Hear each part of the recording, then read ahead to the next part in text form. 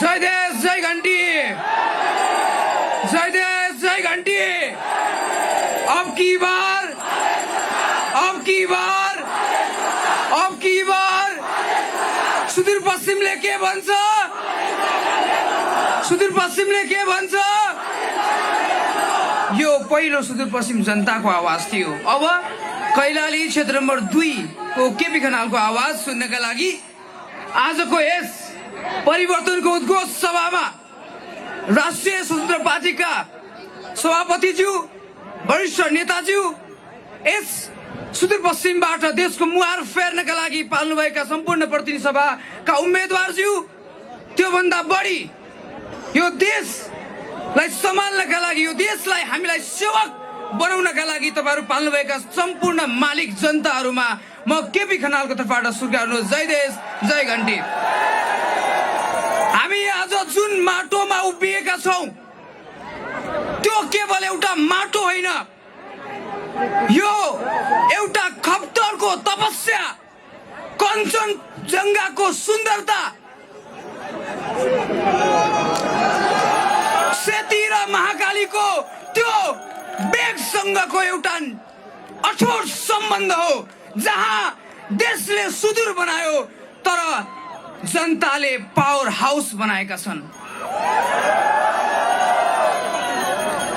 हामीलाई जब जब देशमा आवश्यकता पर्यो तब तब सुदूरपश्चिमले रगतको खोला बगाएका छन्। हामी त्यस्तो जनता हो जहाँबाट परिवर्तनको उद्घोष हुन्छ, जहाँबाट देशलाई समृद्धि बनाउनका लागि, देशलाई एक बनाउनका लागि, देशलाई एउटा बाटो देखाउनका लागि सुदूरका जनता सबभन्दा पहिले यो देशको केन्द्रमा पुग्ने गर्छन्। तर विडम्बना, यही सुदूरपश्चिममा विद्युत क्षेत्रमा 33% 13,000 मेगावाट जलविद्युत उत्पादन हुन सक्छ। टिकापुरदेखि कञ्चनपुरसम्मको भूभागले नेपालको 30% खाद्यान्न ओगट्छ। तर यो देशमा त्यो ठाउँमा केवल नेता ओगट्यो, जनता ओगटेन, सेवक ओगटेन।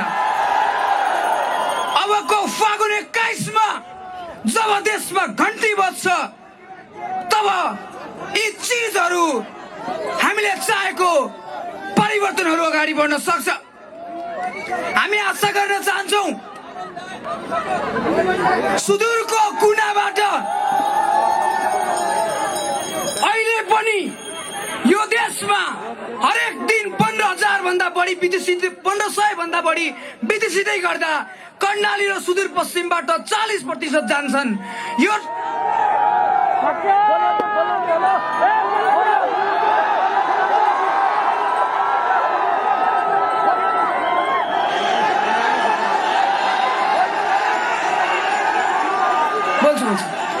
बोल्छु थोरै बोल्छु। यो ठाउँले केवल खाडी मुलुकमा सुदूरको जनता पठायो, काला पहाडमा सुदूरका जनता पठायो। अब यो ठाउँले फागुन 21 गते ती सडकमा फोहोर टिप्ने, सफाई गर्ने अब सफाई कर्मीलाई यो देशमा सफाई अब झाडुको होइन नीति बदल्ने कलमको चाहिन्छ भन्दै पठाउँदैछ। म आशा गर्न चाहन्छु, यहाँहरू सबैलाई अनुरोध गर्न चाहन्छु, म यहाँहरू सबैलाई बिन्ती गर्न चाहन्छु, यो देश बदल्नका लागि, अबकी बार बालेन सरकार बनाउनका लागि यहाँहरू सबैले आफूलाई आफूभित्रको परिवर्तनकारी सोचेर गाउँ सहरबाट जागृत गर्नु होला।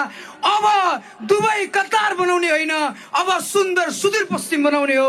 त्यसका लागि हामी सबै जाग्ने हो भन्दै आफ्नो स्टेजबाट यही शब्दहरू राख्छु। बाँकी कर्मले देखाउला, बाँकी जनताले घण्टी बजाए देखाउला। अहिलेलाई यति भने, हस्त। जय देश जय घण्टी।